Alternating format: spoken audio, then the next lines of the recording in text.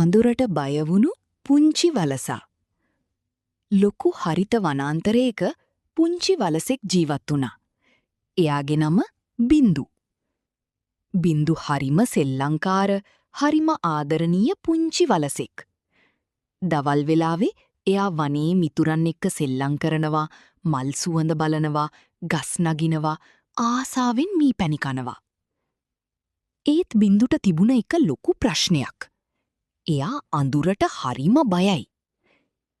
රෑ වෙලා හිරු බස යද්දී ගස් අතරින් අඳුරු සෙවණැලි වැටෙද්දී බින්දු අම්මා ළඟට දුවගෙන යනවා.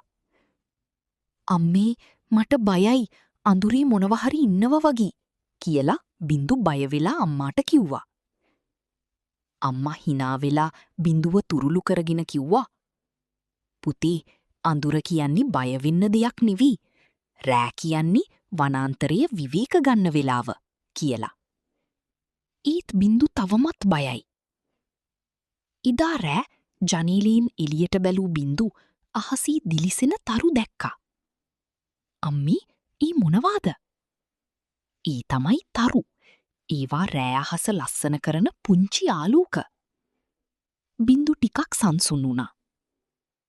ඊළඟ දවසේ පුංචි හාවා බින්දුට කිව්වා, "අඳුර හරිම ලස්සනයි බින්දු. රෑට තරු, ලස්සනට හද, කලාමැදිරි එලි හැමදීම තියෙනවා."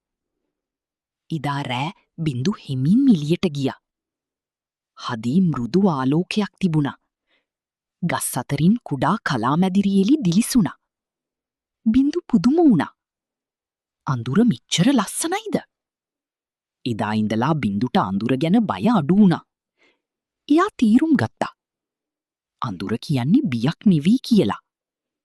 එදා රෑ බින්දු සතුටින් නිදාගත්තා.